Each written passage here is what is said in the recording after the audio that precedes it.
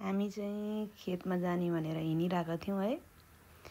खेतमा जान चाहिँ लगभग रित्तै पनि अब आधा घन्टा जति लाग्थ्यो कि।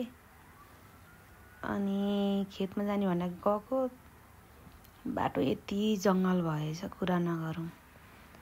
बाघ आउला भन्ने डर हुने क्या। पहिला पहिला खासै जङ्गल हुँदैन त नि त।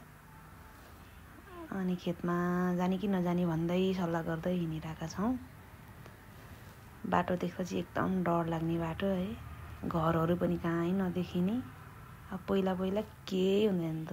योभन्दा 15 वर्ष अगाडि मरुभूमि जस्तो थियो है। यो मैले देखाएको जङ्गलमा केही नै हुँदैन थियो। गाई बस्तु चराउन लिएर हिँड्दाखेरि मरुभूमि जस्तो हुन्थ्यो। यहाँबाट तल लिएर जानु पर्थ्यो। अहिले त यार बाघले खाला भन्ने पिर। पुरै मान्छे नदेखिने बाटै नभएको घारी भएछ। गाउँमा मान्छे बस्न छाडेको हो कि जङ्गल भएको पत्तो छैन। अनि कस्तो पानी थियो लाग्थ्यो नि त है। अनि पानी खानलाई त्यहाँ कुवा थियो। हामी कुवामा जान्थ्यौँ। अहिले त के को कुवा हुनु, बाटो त रहेनछ।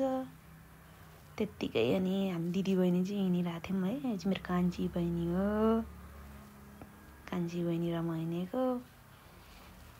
बाटोको बिजोग देखेर कान्छी बहिनी पछार्री फेरि। अनि हामी चाहिँ जङ्गलतिर हिँड्दैछौँ। अब सबैजनालाई ल जङ्गलतिर जाउँ भन्दै बिजोग क्या रमाइलो पनि भइरहेको थियो। बाटो देख्दा चाहिँ डरै लाग्ने पनि थियो। त्यत्तिकै हामी गयौँ।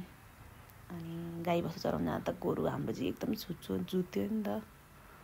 हेर लडे कि लडै गर्छ कि। अनि गाई बस्तु जुत्ने अनि गोरु जुत्ला भन्ने माथिबाटै हिँड्नु पर्यो क्या। छुच्चो गोरु थियो। गोरु जुत्यो भने छुट्याउनै नसकिने। गुटुङटुङ गोरु सँगसँगै पनि कुद्नु पर्थ्यो है। त्यो याद आइरहेको थियो मलाई। त्यत्तिकै हामी हिँडिरहेका त्यहाँबाट रोड देख्यो। अलिकति भने रोड देख्यो। हामी रोडतिर पुग्न लाग्यौँ। यहाँबाट हामी खेतमा जान सकेनौँ। यहाँबाट पनि अझै लाग्छ होला हौ। 15-20 मिनट जति लाग्छ होला। यहाँबाट आउँदा हामी खेतमा गयौँ। यो रोड चाहिँ उता गयौँ। नाच्दै मर्किँदै लु त भनेर नाच्दै गयौँ। अब के जान्छ राम्रो नि। बल्ल बल्ल खाली बाटो भेटेको।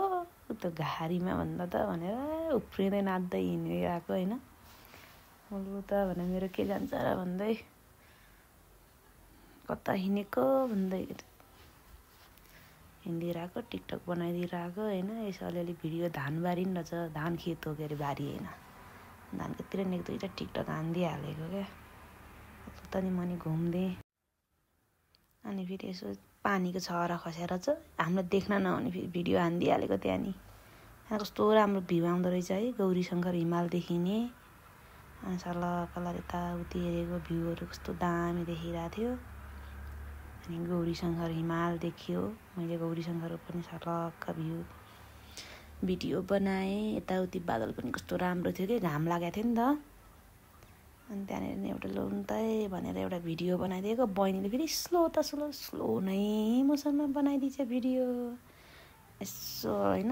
अब अलिकति राम्रो बनाइदिएन भनेको त स्लो नचाहिने स्लोमा बनाइदिन्छ। त्यही पनि ठिकै छ। गाली गरौँ भने फेरि नखिदिली भन्ने फेरि मैले नि फनी घुम्दै अब लु त के जान्छ त भनेर रिङ्गाटो लाग्ने गरी घुम्दै। कस्तो घामले खरिरहेको थियो। अनि पानी खाएँ मैले। त्यहाँबाट घर आउने बाटोमा हाम्रो बारीमा जुनार थियो। टिपेँ मैले जुनार टन्नै। त्यहाँबाट जम्प हान्दिएँ होइन। पुरा लाएर ढ्याम्मै।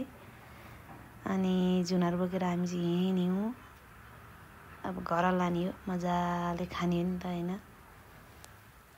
यस्तै छ है गाइजहरू। बाटो त्यही हो। हाँस्दै हिँडिरहेछौँ। बाटो चाहिँ हालत यस्तो छ होइन। पानी परै थियो।